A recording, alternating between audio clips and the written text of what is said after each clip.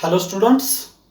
Now in the previous lecture, that is thermal conductivity part 1, we have seen the different modes of the transfer of heat, then coefficient of thermal conductivity, temperature gradient, dimensions of thermal conductivity, that is dimensions of K, then thermal diffusivity and thermal resistivity. Now in this lecture we are going to study the next point, that is the Fourier's theory for heat conduction in one dimensional object, or it is also under the title rectilinear flow of heat along a metal bar. So for this purpose, consider the uniform cross sectional area metal rod. So this is a uniform cross sectional metal rod, and from the one end supply the heat. So here heat is supplied, so it becomes hot end. Then consider here any one point, one plate as a P1 and another plate as a P2. So whatever the distance from the hot end up to P1, that is X. Whatever this smallest distance, that is considered as a delta X. Then whatever the amount of heat is here, that is denoted by Q1. Whatever the amount of heat is here, that is denoted by Q2. Whatever the temperature is there, that is represented by theta, and whatever the temperature at P2, that is represented by theta plus d theta by dx into delta x. So using this construction diagram, the heat is transferred from hot end to cold end. That means this is the direction of flow of heat, and consider this is parallel to the x-axis. So whatever the position is there, that is parallel to x-axis. So using this information here, at a P1, temperature at P1 is equal to theta, temperature at P2 is equal to theta plus d theta by dx into delta x. Then here, due to this temperature, we have to calculate the temperature gradient at P1. So temperature gradient at P1 is given by d by dx of temperature, that is theta.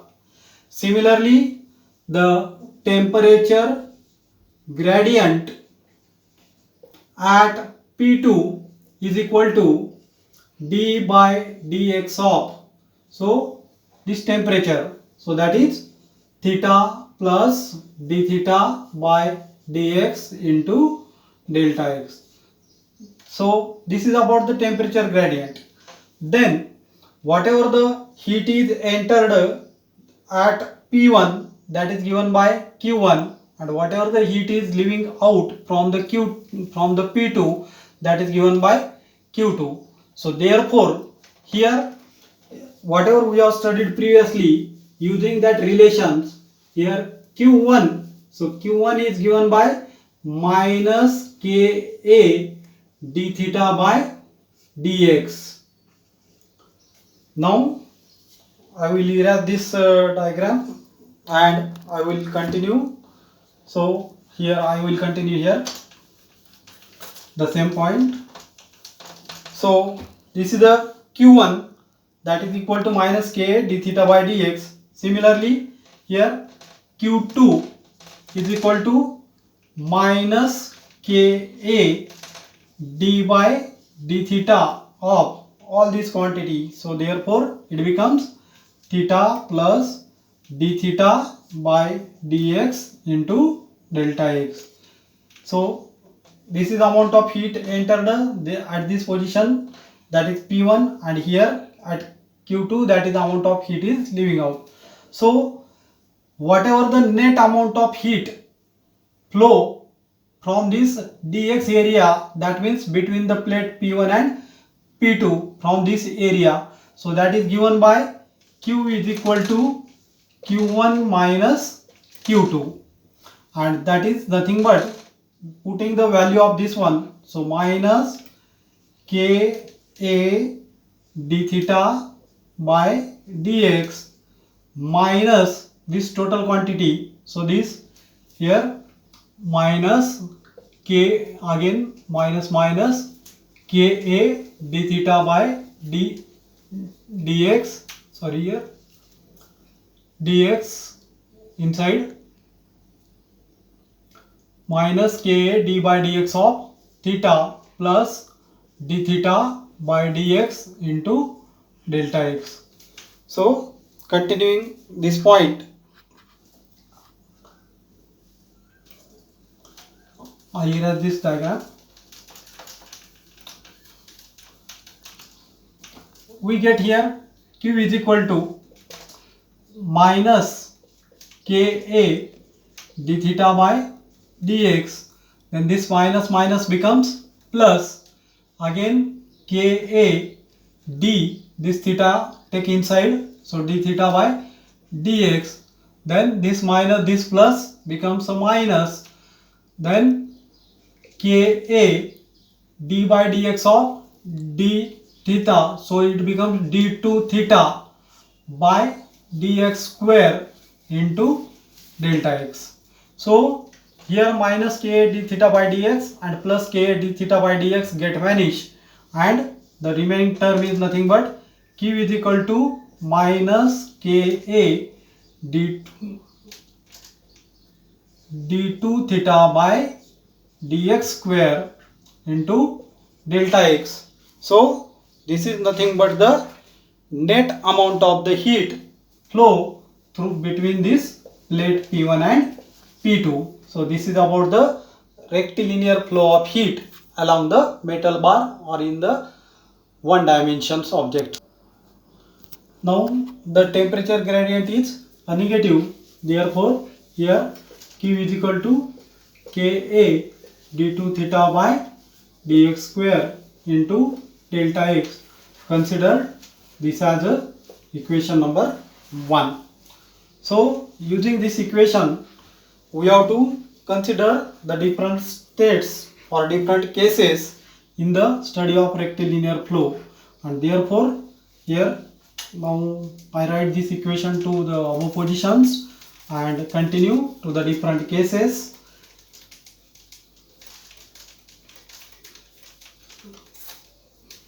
So Q is equal to Ka d2 theta by dx square into delta x, equation number 1, and we will see the first case, that is before the steady state is reached. So case 1, before steady state is reached. So what is happened in the steady state reach?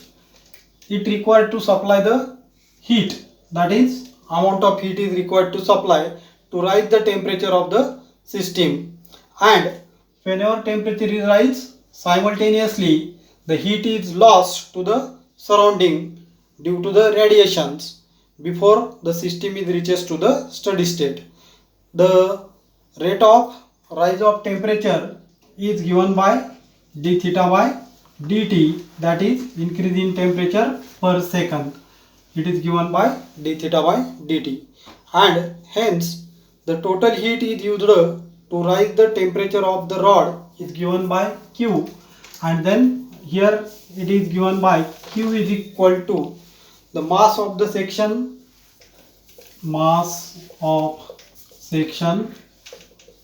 into specific heat into the rate of rise of temperature per second. So rise of temperature per second. So mass, then specific heat and rise of temperature. So mass, so to calculate the mass here, we know that mass per unit volume is equal to density, then mass is equal to volume into density. So mass is equal to area into cross sectional area delta x multiplied by rho. So Q is equal to mass of section, that is area into delta x into rho multiplied by specific heat given by S, and rise in temperature per second is given by d theta by dt. So in this way, this is the equation obtained for, it is given by the number 2 that represent the amount of heat supplied before the steady state is reached. Similarly, whatever the heat is there, loss per second in the radiation. So heat loss per second in radiation. So that is given by Q is equal to the emissive power, emissive power into surface area of the section, surface area of section into the temperature excess, temperature excess. Then again here it is given by Q is equal to, consider emissive power as a E, then surface area is given by P into delta x, where P is the perimeter and delta x is the width of the small element. Then excess temperature is given by theta. So in this way, Q is equal to E into P into delta x into theta. So this is equation number 3. So using these 1 to 3 equations, here we have to consider the total amount of heat utilized for the steady state. So total amount of heat utilized for the steady state is given by, so for here we considered it is for the heat emitting, it is the heat entered, heat emission, and total amount of heat is nothing but a addition of the equation 2 and 3. So whenever the addition of equation 2 and 3 takes place, then it is given by Q is equal to A into delta x into rho into specific heat into d theta by dt plus E into P perimeter into delta x into theta. So by this way, then if this equation, suppose this is the equation number 4, if the left side is compared with the equation 1, then Q is equal to this quantity. So therefore we get K A d2 theta by dx square into delta x is equal to A delta x rho into specific heat into d theta by dt plus E P into delta x theta. So here is the delta x and delta x, all these get vanished, and what is remaining, so I will continue here upper side.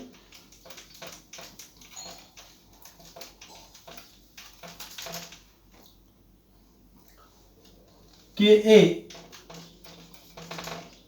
d2 theta by dx square is equal to A into rho into S into d theta by dt plus E P theta. Now transfer this Ka quantity to the right side. So therefore Ka goes to right side. So it is divided by Ka. Again it is divided by Ka. So A get cancel, vanish. So here A get vanish. And what is remaining here? Upon K. So we get the equation d2 theta by dx square is equal to rho s d theta by dt, then upon here K, plus e p theta upon K. So this is the equation number 5, and this equation is called as the general equation of the rectilinear flow of heat along the bar. So this is the general equation of flow of heat along the rectilinear bar.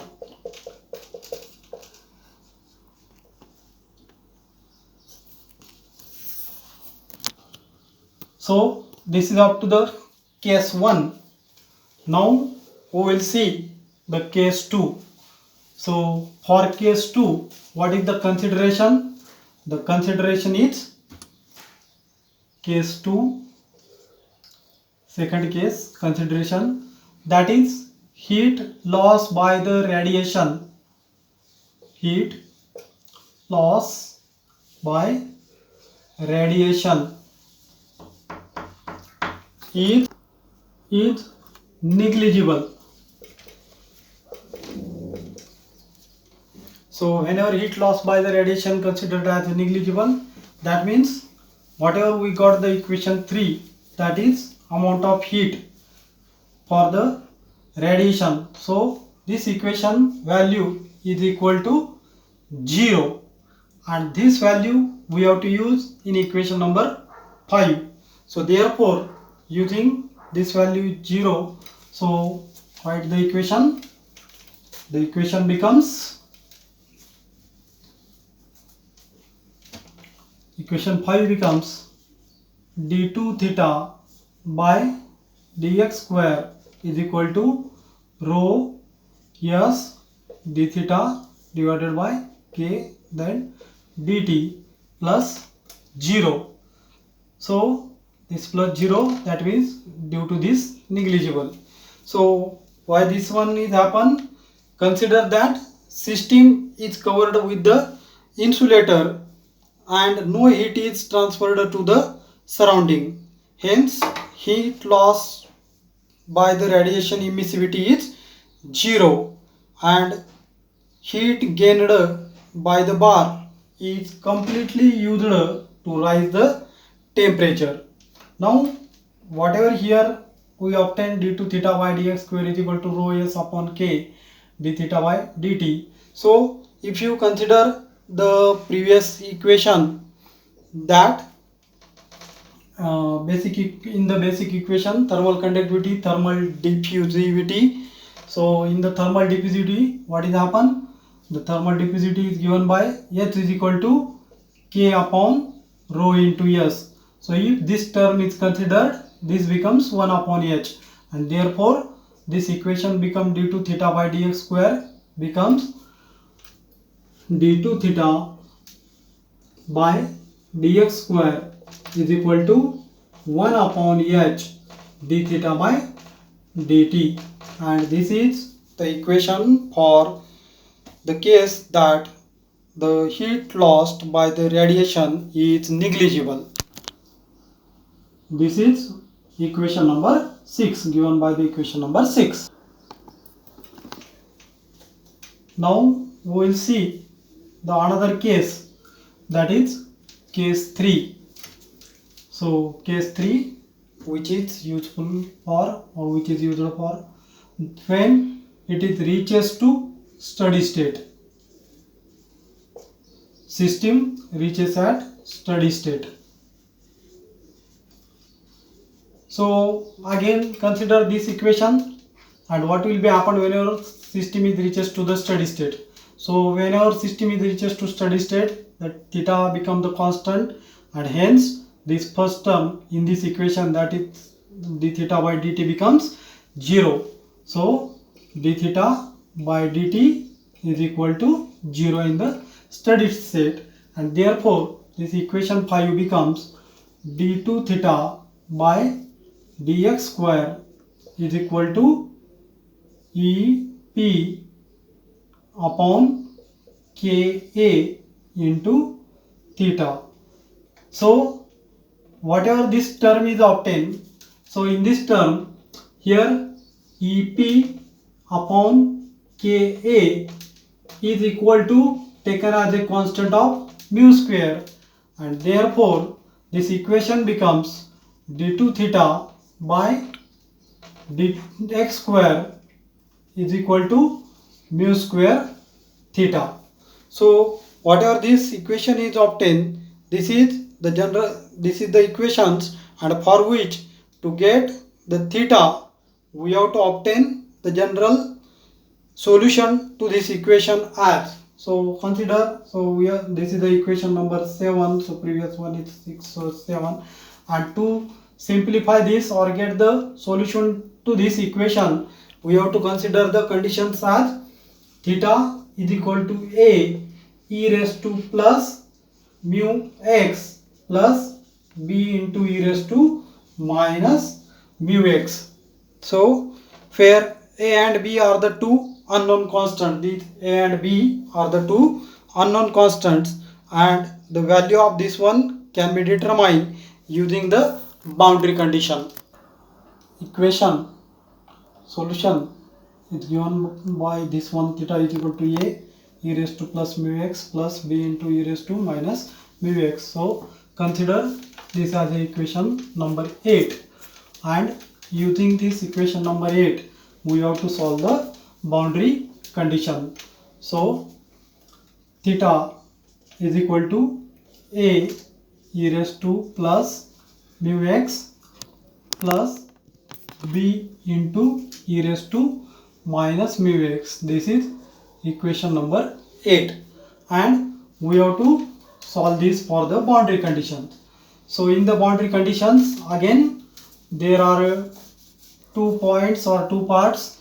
So first one, for the boundary condition, we consider that the bar has a infinite length. So whatever the metal rod or bar, it has, bar has infinite length. So whenever bar is of the infinite length, the two boundary conditions are there, that is the distance initially x is equal to 0, and at that point temperature theta is nothing but considered to be theta 0. This is one condition, and second one is x is at infinity, and at x is at infinity theta is supposed to be negligible, that is supposed to be 0. So these are the two boundary conditions are there, and using these boundary conditions, what will be happen equation? So whenever x is equal to 0, theta is equal to theta 0, equation number 8 becomes, equation 8 becomes theta is replaced by theta 0 is equal to, so here x value is 0, so e raised to 0 is 1, again here x 0, that is e raised to 0 is 1, and therefore only remain a plus b. So this is a plus b. So this condition is occurred. Then in second case, that means whenever it is at infinite length, then what will be happen? Theta. So theta becomes, using again equation 8, equation 8. So theta is equal to 0 is equal to, then again x value infinity, so value of x is infinity, value of x is infinity. So therefore what will be happen here again? It represent a into e raised to infinity. Now whatever 0 is equal to a into e raised to infinity, so again e raised to infinity is never 0, so e raised to infinity is not equal to 0. That means A is equal to 0 and the value of theta is at theta 0 is becomes the value B. So using this one, if we put the value of A and B, so what it indicate?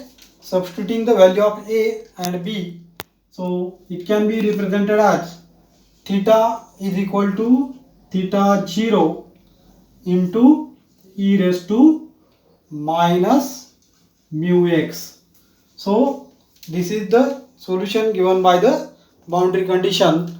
This is equation number 9, and this equation number 9 represent the excess of temperature of a point at a distance x from the hot end after the steady state is reached, and this can be also represented graphically.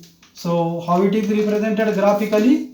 It is represented as, take the graph, that is x-axis and y-axis.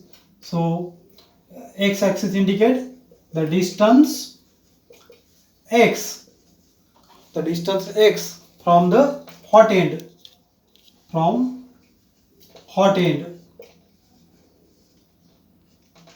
and at this position excess temperature is there.